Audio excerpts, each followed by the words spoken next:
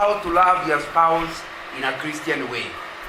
According to my wife, you do so by agreeing a common vision. And if you are born again, your common vision is to serve the Lord. Did you hear that? So you don't love your wife, you don't love your husband if you don't have a common vision and mission. Can your wife say, this marriage, success in this marriage means to achieve the following? What is the following? Because a family without a vision, a common vision, is a fighting family. The husband does something, the wife says, I don't like it. Because the husband has never understood what the wife's vision is. What is vision? Vision is like an architect's drawing. A complete picture of the house even before you buy the plot. That's vision. That means if you are newly married, you have a clarity of mind, but if the Lord gives us another 60 years of marriage, these are the things God expects us to achieve. This is our vision. Without a vision, there's no love. Because that you mean one is pulling this direction, the other is pulling to the other direction. And many people who are actually disagreeing and even divorcing is because they don't agree the direction. Of course, I'm rather late because I normally talk to single people and tell them, when you go for your first date, find out what your boyfriend or girlfriend imagines as his calling. If the calling is not something you can support, don't give them a second date. A second date is a waste. Because when people get married, like my wife was saying, they get married to help each other to achieve God's calling in their life. And when that is not clear, there will be a lot of confusion in marriage. Number two, in that common vision, what is your husband's role? What is he going to do? Does he know? Because then your responsibility as a wife is to help your husband to realize God's calling in his life. So if you don't even know it, you'll keep opposing, pushing him to the wrong direction. My brother, the reason why you married that girl is because God wanted you to help her to realize her vision. A lot of marriages these days are competition, where your wife does something you want to achieve. Don't you understand? God's calling was for you to assist that girl to realize God's calling in her life. There are even many men who actually stand on the way of their wives. Say they are very successful wives, they stand on the way. The other day, I don't think it's a very well-researched fact, but the other day I heard somebody say, have you noticed a lot of women leaders in Kenya are not married? Is that a true conclusion? Answer yes or no. Is that a true conclusion? Somewhere along the way, the husband stopped her going, so he was kicked away. Now she's on her own. I'm not suggesting that's a good thing to do. It should have been sorted out right at the dating level. Are we together? A lot of men, because they are running a traditional marriage, not a Christian marriage, do not see themselves as committed to help the girl to achieve God's purpose in their life. Am I right? Women, am I right? What they don't understand is that heaven is not their home. Because the moment you block God's child going to where God wants them to go, which heaven will you be going to? Because God will hold that man responsible, accountable, for not having allowed the wife to realize her full potential. And it's something you need to ask yourself. How will God hold you? You know, sometimes you are not supposed to be, you don't need to do a master's. Your wife wants to do a master's. Then you tell her, no, not before me. But you don't need a master's. So I'll begin next year, then you can begin next. But next year is 10 years ago. Have you heard of those stories? Those are people who are not loving their wives in a Christian way. The Christian way of loving is identifying what that girl has been called to do and doing all you can to help her to reach there. Are we together? That's when you love. When you do that, your wife will live a life of appreciation because of how much you have supported her. Are we together?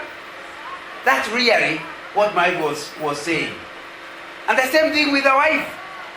Your responsibility is to help your husband to realize God's calling in their life. And if you are the type that is more of a hindrance, somebody said the other day, behind every failed man is a husband, is a wife telling him not to work, not to finish what he was supposed to do. You know, you want to start a business, you have to say, sure, oh now, you think you can make it. Just because Papa Karaja you did it. Is that husband likely to start a business? Who is the problem? Who is the problem? My sister. And you believe you are going to heaven. Which heaven? When God has called the man to be a big businessman, but because of your discouragement, he is still around your apron. So you need to understand that you, as you come out of this Valentine dinner, the thing you must ask yourself, do I love my spouse in a Christian way? Am I really helping my wife, my husband, to actually progress to where they can be? You know, the other day, and I hope the couple is not here, was a couple where the wife wanted to do an MBA, and the husband said, even me too. After all, we were in the university together.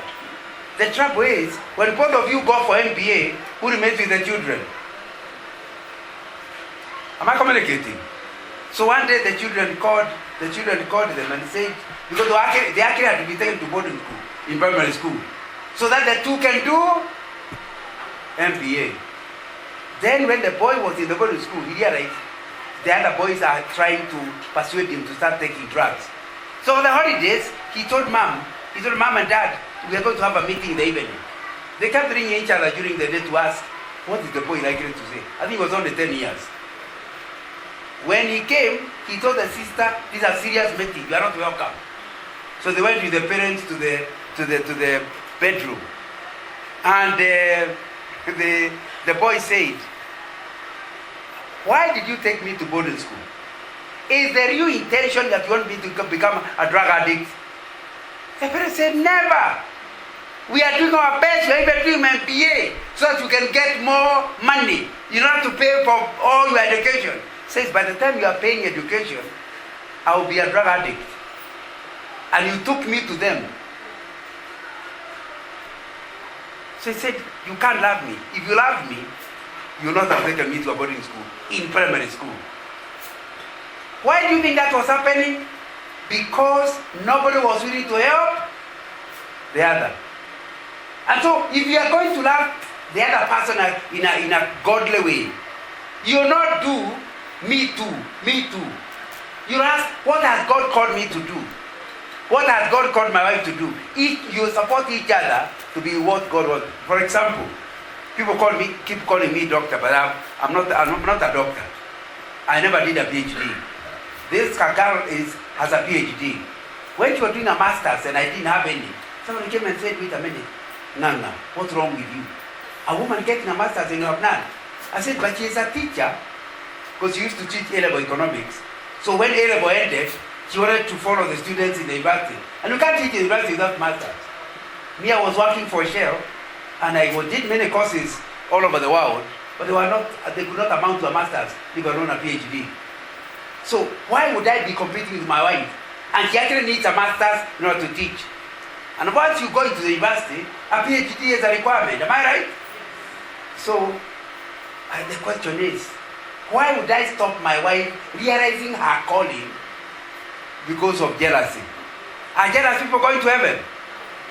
No. And the worst of all, jealousy within a marriage. So I thought one of the things we emphasize is the idea of three things. Know your mission, know your spouse's mission, then come together and create a family vision and mission. Then you understand how, by fulfilling each other's mission, you are also fulfilling the calling on the family. And that will be very, very, very important. You know, before the wedding, before we actually do a wedding, we marry each other because we love each other. Let me put it to men. The truth is, since you are not forced to marry that girl, mine I married in 1979, in a few months' time will be 45 years married. And the reason I married her is because I loved her. Men, was that true of you? Men, answer me. Is that true of you? Now, do you know? Whereas you marry the girl because you love her before the wedding.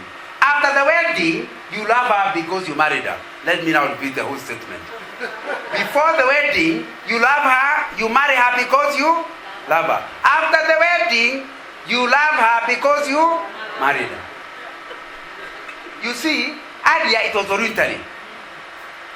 Once you marry, the Bible tells you, husbands, I love your wives. And it's therefore not voluntary. It's required of every husband to love the wife.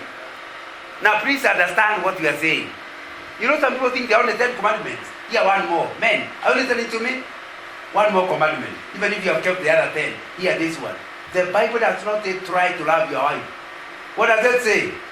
Simply love. It's a commandment. So when people are in hell, some will be there because they committed adultery. Others will be there because they did not love.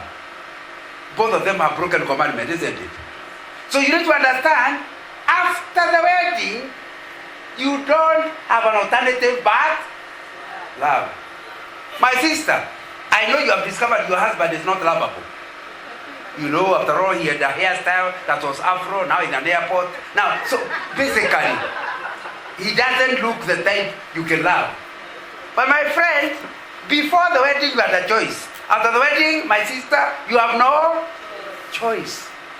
And so you need to understand the Christian way of loving is loving because God requires it. Not loving because they deserve it. Some men certainly don't deserve any love. They're just chaotic. I know that's what some sisters are saying. Yes, brother, tell them. Now,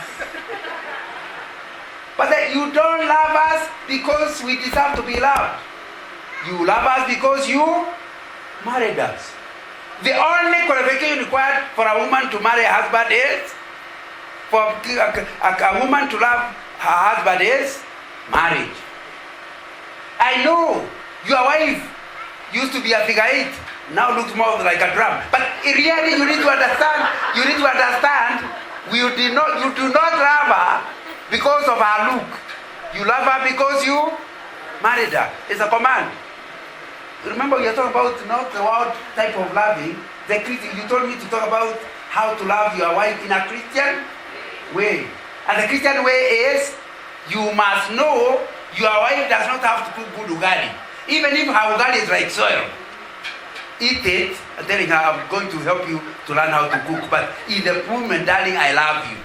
You love me with the ugali? Yes, I've commanded. I have to love you. And it's important to understand that.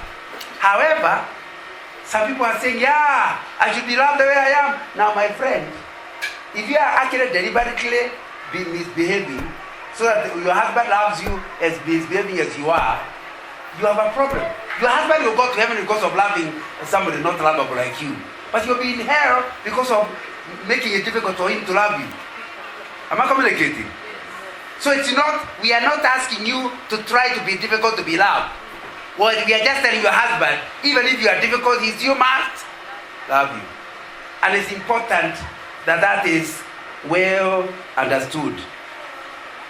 You know, the key word in a Christian marriage is friendship.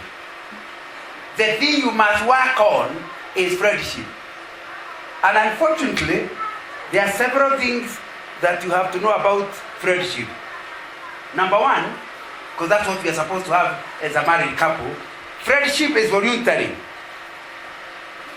In other words, whereas marriage is compulsory. Once you get married, the truth is, you're married. You can have a marriage certificate to prove it. Am I right? But your wife is not necessarily your friend. Because friendship is voluntary. She can be in your house, but she is not your friend. When she has a big problem, she doesn't tell you. She tells her mother. Because her mother is a real friend. You are just a housekeeper, housemate. It's very important to understand one of the problems of friendship, which is, yes, if you love in a Christian way, it means you befriend your spouse. And friendship is voluntary. And the trouble with this friendship is that if you are trying to befriend someone, power is with them. They can choose not to accept your befriending. Am I right? And that's one of the problems. Because friendship is voluntary, it's voluntary, the other problem with it is that it's not permanent. You may have been friends when your children were small. Now, when you reach our age and the children are not nearby, somehow because you see your reason for marrying was wrong, without the children you don't know how to love her. So the second one is friendship is not permanent. In other words, and I know because we met with my wife when we were in the university in 1970, and I used to befriend her. I would take her to some place. I didn't have much money, but I took her some place still. Now I befriended her. More than 40 years later, that friendship is of no use. I have to befriend her now. Am I communicating? Because friendship is not permanent. You cannot say we are friends. Why? I did this last year. It's useless. What you did last year is useless. The question is, are you friends when? Now. And it will mean that you have to befriend your spouse all the days of your life. And the trouble is, if you stop befriending her, there will be a problem. I've written a book, one of the many books. I've written 29 books. One of the books I've written is called Friendship. It was a product of a series of talks I gave on VOK about 30 years ago. And people wanted the topic, so I finally made it into a book. And in that book, I define an enemy. Would you like to hear my definition? Yes. An enemy is a former friend. That means if you have never been friends, you cannot be enemies. I remember another time I was in Amsterdam on duty, and my daughter, who had just finished her first degree and wanted to do German course, had sent me to buy a book. Said in Amsterdam you can find this German book. So I got the title. So after our workshop, I went looking for it. Then I realized it's getting late in the night. Then I remembered, in Amsterdam I cannot have an enemy because I've never had a friend. The most dangerous place is your home village because you had friends, isn't it? Then these days you drive and you throw water on them. It's dangerous to walk at night in your home village because that's where you have potential enemies. Am I communicating? And the greater the friendship, the greater the potential enmity. If you're just small friends, you also become small enemies. That's why marriage is very deep friendship. So it also becomes deep enmity. And that's why you need to spend all your time preventing her. You see, it's not neutral. If it's not friendship, it becomes enmity. And so you need to spend all the days of your life befriending your spouse. One of my friends lost his wife some time back. My workmate lost his wife some time back. And because when she was in another car, then she saw the wife's car before arriving home. Then he went to check and she was actually, someone had shot her dead. So took her in a hurry and brought her to the hospital. And unfortunately, she didn't survive. As he was going through the mutual reformat, he found some people and said, we are police, we are CID. We want to talk to you after. He said, about what? The children are home alone. I thought that's very, very unfair of the police. Then I was told by the police, whenever there is murder, the most likely murderer is among your relatives or friends.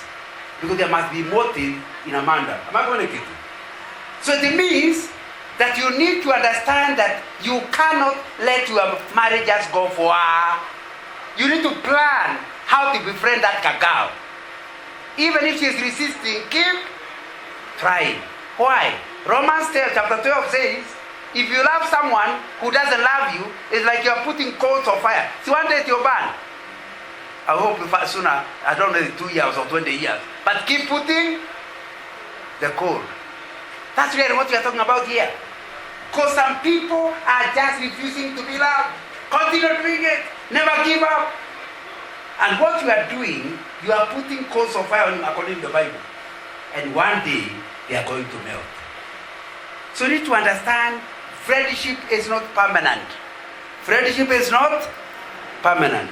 And because it is not permanent, you must continue working on it all the days of life. Now, of course, what we are here is saying is that it's not automatic.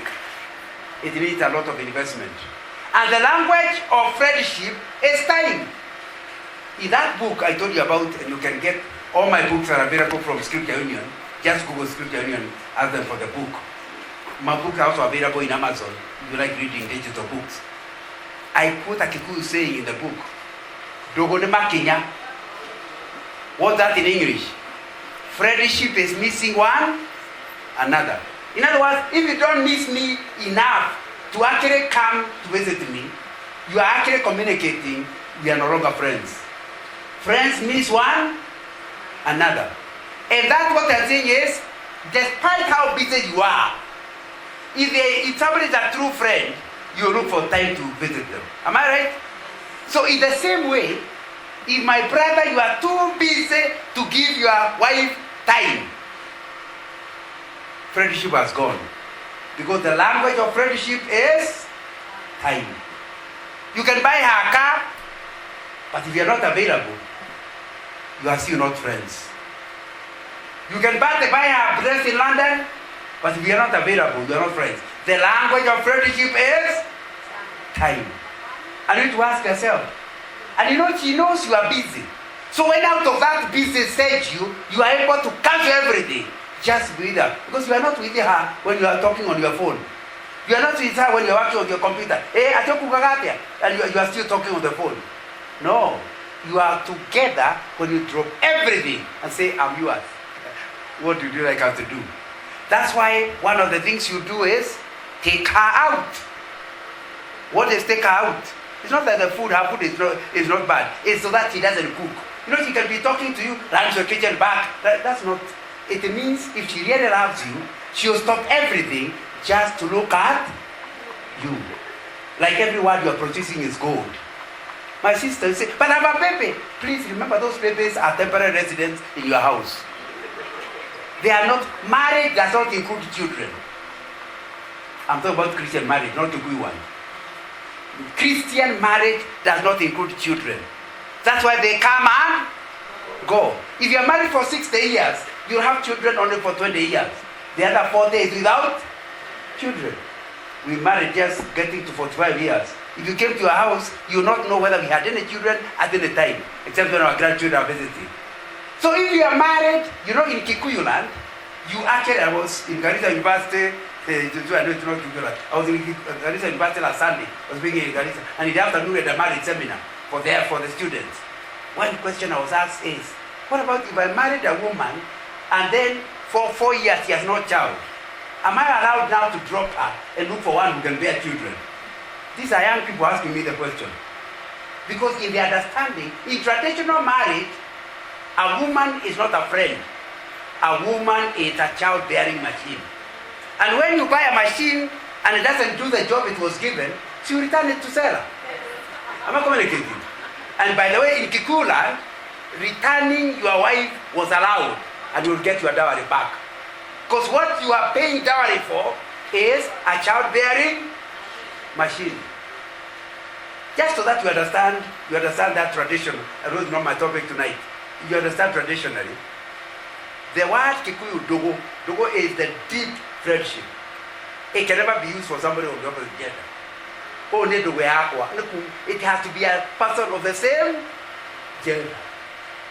I asked Ameru about the word, I said it's the same. In Meru, a deep friend I was told is called Mushora wa Amara, a friend of the intestine. I asked, can it be applied to somebody of the opposite gender? Never. So your wife is not your friend. Your wife is your wife. That's enough.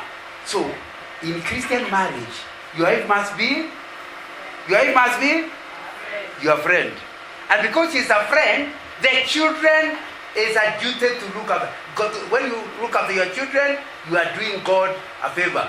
You are not a favor. You are doing God a required duty. Once they are old, let them go. But this command will be with you. So if you are having young children and you dump him, and yet you are dumping for somebody going, is that very clever? No.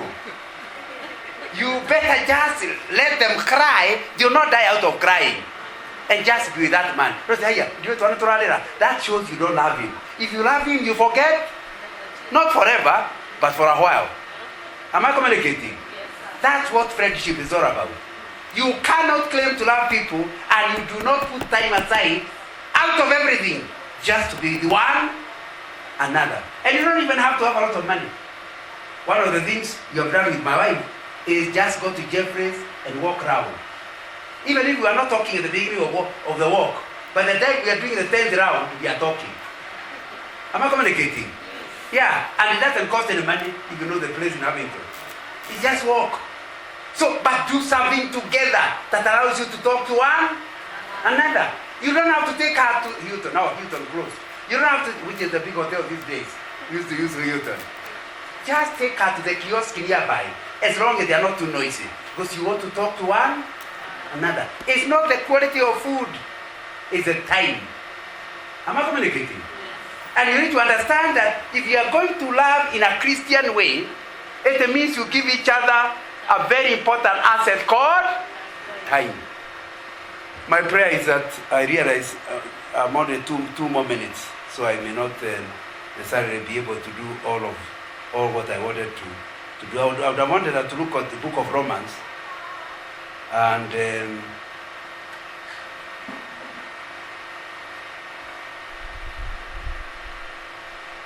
look at what to use to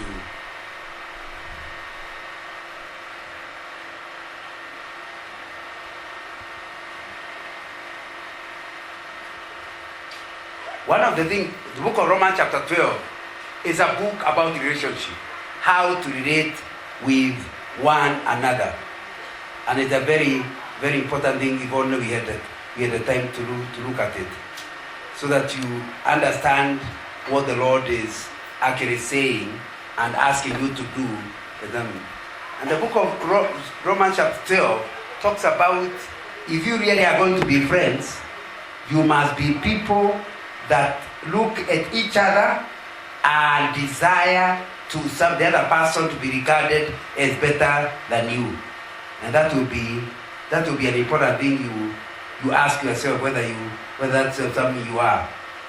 And if you look at verse 3, for by grace given me, I say to every one of you, do not think of yourself more highly than you ought, but rather think of yourself with a sober judgment in accordance with the measure of faith God has given you. What are we learning? To love in a Christian way is to think of the other person being better than you. Am I communicating? And you know, even if you are very clever and your wife did not pass in school, you beat her there. But maybe she's better at making ugali. Am I right? Check and you'll see there is something your spouse is better than you about. Talk to him. You know, darling, I'm so happy to marry you. Why? 1, 2, 3. About things you regard him as better than you. But in a competitive marriage, you are trying to show even the things he is good at, you are trying to ignore. Am I right? So here the word of God is saying, if you really are going to love each other, you must start looking at others as better than you. And let me ask you, does your spouse know the things you are proud of them about? What makes you happy that you married this guy? I know he has an airport, like you can see mine is starting from here and in the back. But when this guy met me in the university, I used to have an afro hairstyle. Now, so that's not one of the things going very well. But she must know what is going well. I have so many weaknesses, but that's not the subject now. You are looking for where I am strong. If you want to build friendship, if you want to love in a Christian way, you must have a PhD in the goodness of your spouse. Study it. And then when you go for a date, say, I want to give you 3 things I'm happy that I married you on. You are just right height, maybe he's too short, and you have been complaining. No. Every time I'm with you, I picture why you are able to kiss me because we are just the same height. Other people may think you are short, but I like your height. Am I communicating? Yeah, look, I'm not suggesting that one. You think for yourself. What is it? What about your wife? What is it that she is good at? And you are happy about it. Here the Bible is saying, if you are to love each other in a Christian way, you must start looking, don't look at what you are good at. Let that one be noticed by the spouse. What is your spouse good at? I was added a few minutes, now I'm on added minutes. You see the chairman came to tell me I can go on. Look at verse 9. Love must be sincere. Love must be sincere means do not pretend to love someone. You see, saying I love you. Some even make it a chorus. But you see, love is not a word. Love is an action. If what you are doing does not communicate love, then it is not love. You know, love makes one assume the best of the other party and seek to understand. So the word of God is saying, if you really are loving in a Christian way, you must look at the best in the other person. You must not say, what will I get out of this? You must do things where you are gaining nothing and your spouse is gaining everything. That's why when you see your wife needs to go for a course and you haven't gone, love means you stop yours and allow her to do hers with the family money. Am I communicating? Then she'll be, no, not before you. The fight should be, no, you are better. Can you see the fight I'm talking about? Where everybody is looking at how to do good to the other person. That's a major difference between lust and love. Love is desiring another person's good. Lust is using the other person for your good. Am I communicating? And in a lot of marriages, what they don't have love, what do they have? Lust. They use one another. So that's something that you have to ask yourself, is that where you are? And verse 17 says, be careful to do what is right in the eyes of everyone. That's a big one. If you love someone, you don't look at your things in your perspective. You ask yourself, if my wife hears this, what will she think? Then you do it in such a way that she is going to be happy. You looking at things from the other person's perspective. The first time I read it, I said, is that in the Bible? To do what is right. Not in your own eyes, but in the eyes of others. Please check it to see it in the Bible, in case you think it's me creating it. We are still in Romans chapter 12. And you need to ask yourself, is that, do you normally see things from your spouse's point of view? Because we have different backgrounds. Because of our different background, some things I regard good, Rebecca will not regard them as good. I must study to know what does she think about it. For example, for me, the Africa Cup is the thing. And I want to watch even if it is 3 a.m. Then ask, what does my wife think about it? Does she think about some 22 foolish people running after a ball and a piece of leather? Now, you need to look at the thing, not just from your point of view, but from the other person's point of view. You go for a mother's, you go for women's guild. Then after the guild, for 3 hours you are talking. Ask yourself, what will when I tell my husband, we finish the meeting at 12, the other 3 hours, I was just talking to Mama Kokoko. Now, what do you think he is going to think? Because the Bible is telling us, love is looking at things from the other person's point of view. Can you see how this started is? And I have to stop so that we can deal with the questions. Verse 20 says, on the contrary, if your enemy is hungry, feed him. If he is thirsty, give him something to drink. In doing this, you will heap burning coals of fire on his head. I think I already talked about that. In other words, don't love your spouse because they are lovable. Love them even if they are not lovable. And you finally win them over. The trouble is sometimes you think if I do this and this, she will come. 10 years later, there's still a problem. But God never told you how quickly, does he? He said there will be the coal will burn her, but does it say how long? Leave that to God. So it's important you continue doing it.